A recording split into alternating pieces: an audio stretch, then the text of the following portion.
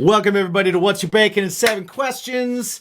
It is the show where we have distilled the meaning of life. Nay. The meaning of happiness. Nay. The meaning of everything good that could ever be.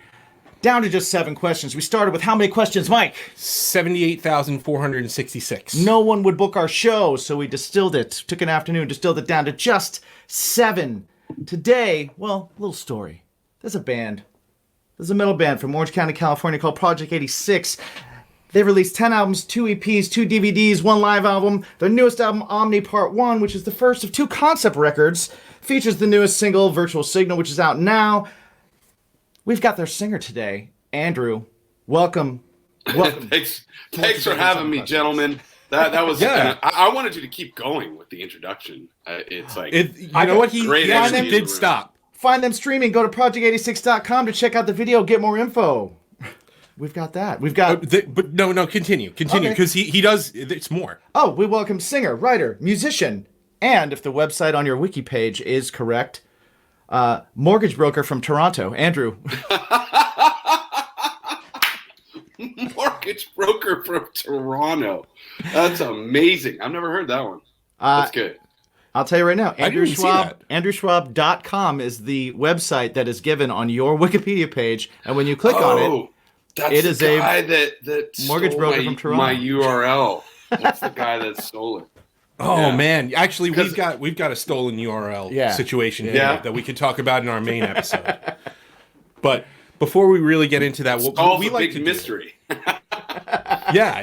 What we do here is before we have everybody check your complete episode out, is what we like to do is give them a little taste. We get to get them to know your nooks and crannies. Yeah. Your the double stuff of your Oreo, if you will. Cream in that Twinkie. That cream in the Twinkie. That's intimate. It sounds sultry. It does. It is.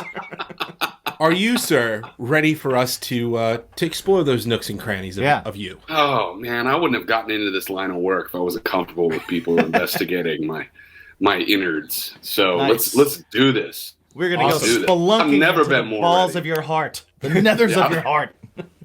Give me more of that. All right, question number 1. Sir, how many pillows are too many?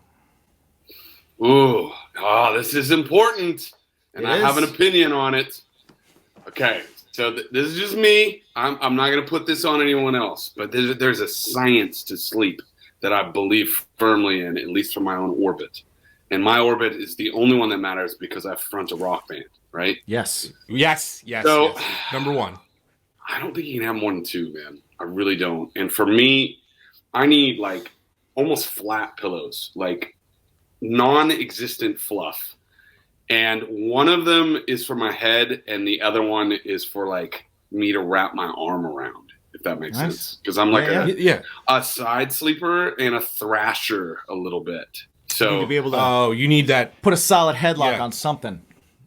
yeah, so I switch arms and sides throughout the night. And Right. so it's literally like take pillow A, put it under arm, lay on right side, pillow B goes under head, and then when I flip over the other side, I take pillow B, which was under my head, put it under my other arm, switch to the other side, and take the pillow that was under my arm, put it under my head. And that's the routine throughout the night, and I switch positions like half a dozen times at least. Yeah, I like it. I like it. I like That's it. acceptable. I like it. Yeah. All right, Andrew. Question number 2, and I'm very curious to your answer because I know you've got the dietary thing. You're very into organic and gluten-free and stuff. Ooh, man's done his research.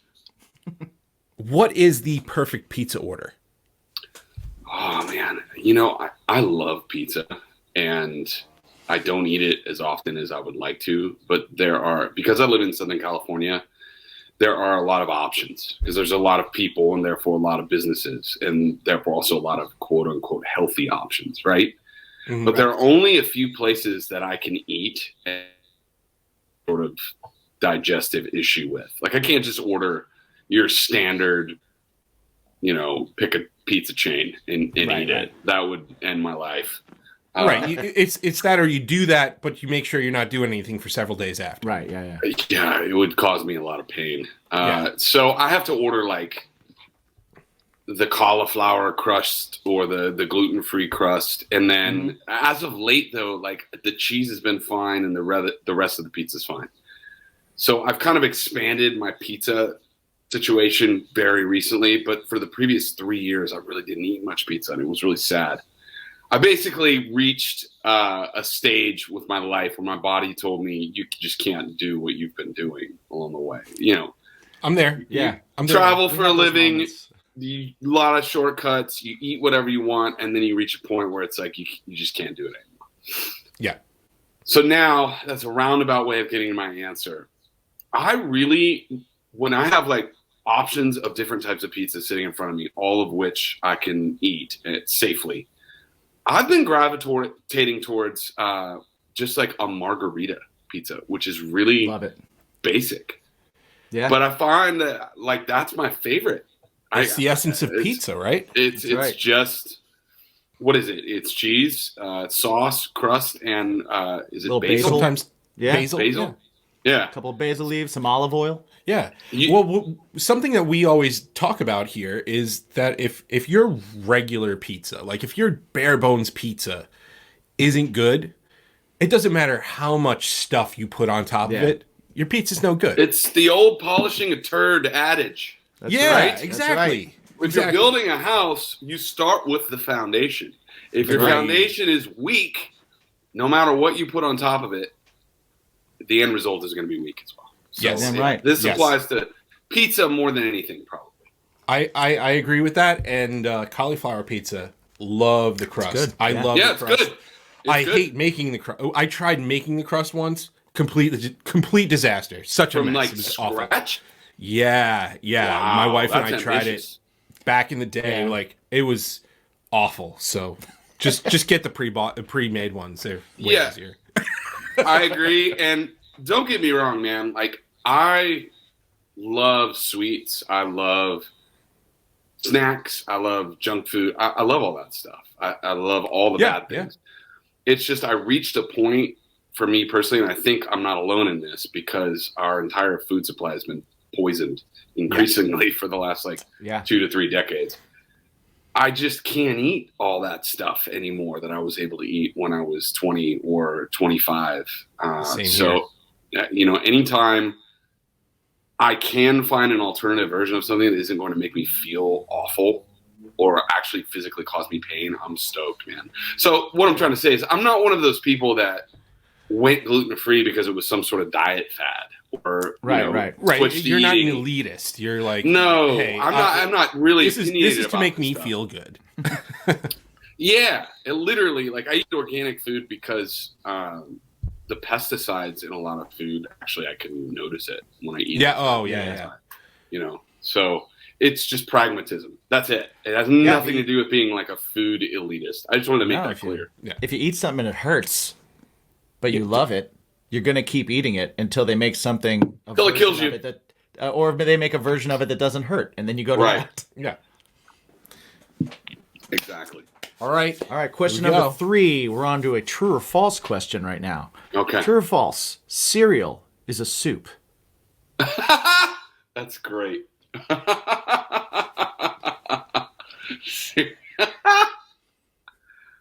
What's the dictionary definition of soup? Doesn't it have to have some sort of broth-ish situation going Well, on? we got a cream-based broth with milk. A cream-based broth. Okay. Wheat or rice-based noodle, I guess, right? I mean, the point that you're arguing is pretty undeniable. I would never have said yes to that because it's two totally different Right. parts of your palate, parts of the day. Like, you wouldn't eat soup for breakfast, at least I don't think. Gazpacho is a cold soup. Gazpacho is a cold soup, so there's that. And when I think of cereal, I never think of it as having enough, I don't know, nutrients to constitute like an entire meal. Right. Even though we did that as kids, Yeah. ate cereal for breakfast. It really, you couldn't, you think of dinner as like a real meal. You couldn't just have cereal for that. I don't know. It just doesn't compute in my brain. But I think the way that you presented that makes it pretty difficult to deny that it could be considered See, I hold no allegiance to any answer. We could be swayed either way. I walk through life Oh man. knowing that I am totally willing to change my mind when given better information Yeah. on anything. I'm the same way, man. Like, I'm pretty set in, the older you get, the more set in your ways you get, the more you figure Right. stuff Yeah, out in a way that works for you. But I kind of try to take pride in remaining an open system. And when I receive new information on some front that I'm admittedly not an expert on, because I'm not a soup expert. I have opinions about soup, and I'm a consumer of soup, even an amateur connoisseur of soup. If you add all the different types of soups throughout my lifetime, I've sampled. But man, this is blowing my mind right now. I'm gonna have to That's what we do on this show. Recalibrate all of my stuff based upon this one. That's what After we do. we get off, like That's what we do on this show. Everything's gonna spin. Everything's gonna be spinning when we're done. Well, is that a true or false? So he said He said he true. was going to say based false, on but then he said based on the information, maybe true. I would have to say loosely true. Loosely true. Okay. Right. All right. Question number 4, gift cards. Lame gift idea or great gift idea? Convenient gift idea for the buyer. Really doesn't communicate closeness to the other person or thoughtfulness on your end, but it's better than nothing, and it depends on the context, right? So, like, if somebody is in a situation where a gift is not expected, and you give them a Starbucks gift card, for example, they will be super stoked. Like, that is a really thoughtful gift to do for someone, just like a $10 Starbucks gift card for like a coworker that you're not that close with, or someone that is an acquaintance and really is not expecting anything from you for doing some task. You know what I mean? But if it's like your mom for Christmas and you actually talk to your mom, more than once a year, Right. probably don't want to roll with the Amazon or Starbucks gift card. about But as I've gotten it for siblings and close family members before when they've asked for it, and it's been cool. Right. As a receiver, I personally don't care. Like, if somebody gets me a gift card, I'm always going to be stoked. Yeah. Like, I'm never going to be like, oh, you should have put more thought into this, because then I can get what I want. Yeah, Right. we always pose, because we're musicians also. We also sing in bands, so we're the center of our universes. And we like to pose that, do you want a guitar pedal picked out by your grandmother? No. Or do you want a Reverb gift card?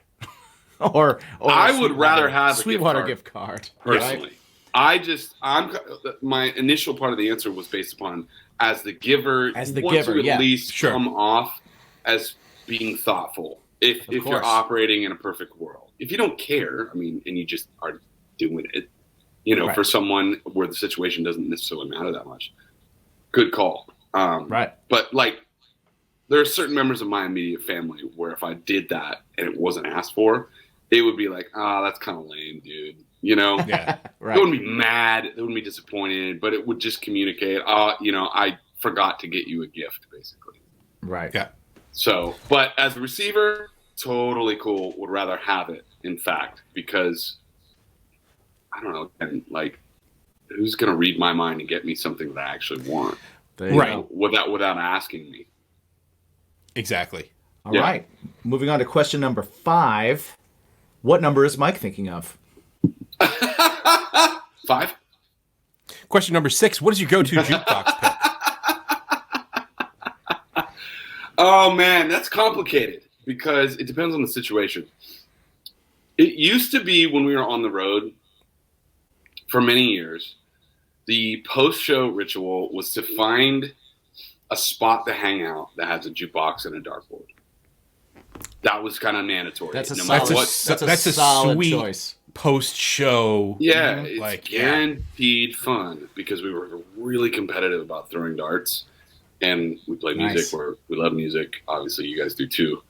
So finding the spot that has the dartboard and the jukebox, and I had for a long time a series of staple songs that I would play in the jukebox.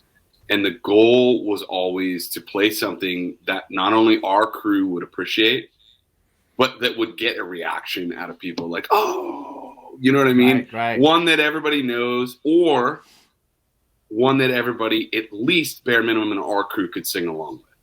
Right. So I would put a ton of time and thought standing in front of that screen, getting the most out of my $5 or whatever it was, to try to make sure I'm picking songs that get a reaction out of people. The first song I would usually pick, and again, you're not trying to like reinvent the wheel with a jukebox selection. You kind of need to hit that lowest common denominator element that appeals to everybody. So you want to pick timeless songs that everybody knows that are still cool. Right. And it doesn't matter how many times you've heard them. Yeah. The element of being in a different town than your own means that you're going to be more open than you normally would be. You're going to be probably in a better mindset of having fun than you normally would be. So you just want stuff that like rocks or gets you singing or is just, you know, it fits the atmosphere of hanging out. He's totally getting toward What's Goody Pussycat. Yeah. Totally getting towards that. I would pick Thunderstruck by AC/DC. For example, Nice. Ooh. Nice that choice. would be like a go-to choice of mine. Or I would play Still DRE, Still Dre by Dr. Dre. Ooh. Or just pick stuff like that is Two timeless, that solid good everybody choices. knows Yeah. and everybody can sing along and groove with and that everybody likes. There's no one alive that doesn't like Thunderstruck. And yet Yeah. it's still a cool song. No matter how many times you've seen Iron Man, it's still cool. Yeah. Yeah. Still Dre, too, is like... Yeah. Both are great. Yeah. Well, I mean, Dre and AC/DC are both just fucking awesome. Right. They're like pillars. Yeah. Right. I agree. I agree. Yeah. All right. Well, here we are. We're here at number 7. You've made it. This is the big one. Right? This is Now a lot of pressure right now. I just want you to know I'm feeling it. Oh, you think this is pressure? So I don't want to up the pressure too much, but I just want you to know that based on how you answer this, you may be eligible for a bonus question. Uh-oh. Now it's serious. Like, See? really serious. I don't want All to right. scare you further. I'm I don't ready. want to scare I'm you ready. further, but I will let you know that in the history of the show, in the 2 years that we've been doing this, in the 100+ odd episodes that we've done, the percentage of people that have answered question 7 in a way that eliminated them from question 8, that percentage is roughly... Carry the 7-0. Nobody has missed it. Yeah. Amazing. Okay. Everyone. So... Okay. Your chances are good. Your chances are good. The chances And are if you really- screw this up, it might be really awkward. It'd be really weird if you Really didn't get this. That is amazing. All right. Andrew, I want you to search your heart for this one. We've been having fun. But I really, this is an important one. It says a lot about a person. So I want you to think about this, absorb it, like really take it in, but also, go with your gut. Don't hesitate. Just let us know what you think. How do you feel, sir, about garden gnomes? Garden gnomes. Okay. This is a very complex question. Mm-hmm. Garden gnomes. Every question has been setting the table for this one. Okay, I want everyone to know, I want you guys to know and the audience to know, I've never actually owned a garden gnome. Okay. I've never That's contemplated purchasing one. But I can say that every single time I see one on someone's lawn or in their garden, it makes me feel warm inside and makes me feel like that there's a person residing in that home that I could have a conversation with, that I could sit down and have a coffee with, and that who's probably hospitable. So generally positive, I would say, about garden gnomes. Nice. I've really never had a situation where I've seen one and been like, oh, that sucks. I'm always like, oh, the garden gnome. Yeah, good call, man. Good call. I bet they have a story. Right. Yeah. Well, Yeah. I think you also said garden gnome. Right. If somebody has a plethora of garden gnomes residing in their Well, yeah, the number of gnomes residing in their space is directly attached to the could be kind of like how good of stories they have. Yeah, I would say if they put a lot of effort into accumulating like a family of garden gnomes or a Right. village of garden gnomes, that sort of changes the whole thing. And I think you've got more of a wild card on your hands. Yeah. You don't know Yeah. what you can be getting. Because You don't want it. Yeah. whenever somebody's like really into anything, Right. it could be a crapshoot in terms of what you're getting. And are they really in into terms of that gnomes, or are they just overly worried about lawn safety? Right. Right. You know, I- which I- one of those things? Yeah. That's a good point. I do like your answer, Andrew, and therefore, surprisingly, you, sir, have gotten the bonus question. 100%. So with that said, This is a good day. this is a multiple choice, okay? I want you to think outside the box here. Yes. Bonus question is this. Bacon. Is it a topping? Is it a side? Or is it a main course? What happened to D? All of the above. He knows the correct answer. Thinking outside the box, my friend. That is the correct answer. Andrew, you've won nothing but our undying respect and admiration. Which is undying. I mean, when I woke up today, that was on the radar as probably the top priority. So, Our appreciation with that goes on. accomplished, where do we go from here? Well, where we go from here is you need to tell everybody where they could check out your brand new record, Omni Part 1, and all of the things. Shit. These guys have been a band since 96, Yeah. right? So I Yeah. get kicked this record. There's like 12 records on and, Spotify. and you go on Spotify and you're like, wow, we booked this 5 days ago. I don't have this much time. Yes. So make some time. Listen to Project 86. Let everybody know where they can find everything Project 86. I mean, the most obvious spot to kind of get connected to all things P86 is just project86.com. And I would say that if you're new to checking out the band, or you've got a minute to check out something new that you've never heard before, either the band or a piece of music, check out the first single from our new part 1 of our new double album. That song is called Metatropolis. We also have a music video for that. If you go to youtube.com and they switched to the @ recently. So Yes. we are at Project 86 video. And I believe that's the pinned video on our profile. It is On our indeed. channel. This new music is definitely a reinvention and a point of departure. It's a lot darker and heavier than anything we've ever done, which is really fun. And I'm excited to talk to you guys about all that.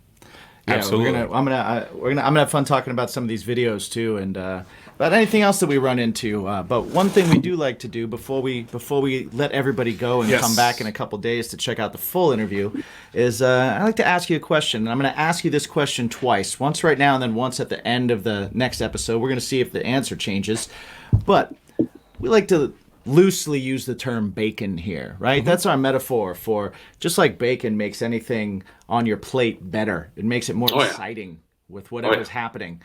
There's that thing in life for people, there's that aspect. For some people, for a lot of people, it's music. For some people, it's, reading or they like cooking or comic books or the MCU or whatever it is that just makes their life a little bit better, that takes them out of their normal situation. So we like to ask everybody, and like I said, we're going to ask you twice, but right now, if I had to ask you, Andrew, what's your bacon? Ooh, that's a good question. What's my bacon? Thing in my world that makes everything better. Thing in my world that makes everything better. Man, that's a great question. At the moment, Nintendo Switch. Hell yeah. Hell yeah. Nintendo Switch, man. I first purchased a Switch to play with my kids a little over a year ago. And it was strictly a console for us. Like, I never, ever removed it from the stand. Right. Yeah. And recently, on the last couple journeys I've been on, like flights, I took the Switch with me. Bought a little case for it. And I'm like, oh my gosh, this makes flights go so fast. And I had it with me next to me in the studio. So, like, we just had 5 minutes where it's like, engineer hops on a phone call, whatever, busts out the switch. I mean, it just makes everything throughout the day better. Nice. I like that one. Nice. I got a switch for my kids too, and I find myself going, ooh, hey there. a lot. It's pretty sweet. Yeah. Every time I look at the Legend of Zelda games that have come out for the Switch, Oh yeah. I'm just kind of like, I need to get a Switch because they look so fun. We're definitely going to good. talk about the game that I love for Switch. We will. And the cartridge that contains the games that I love in Switch when we hit our next episode. But to hear that and everything else, you guys got to come back on another day. So Yeah. between now and then, go check out Project 86 everywhere that you can. Just go to project86.com where you can see the video, their newest video right away. It'll also have a link to your YouTubes.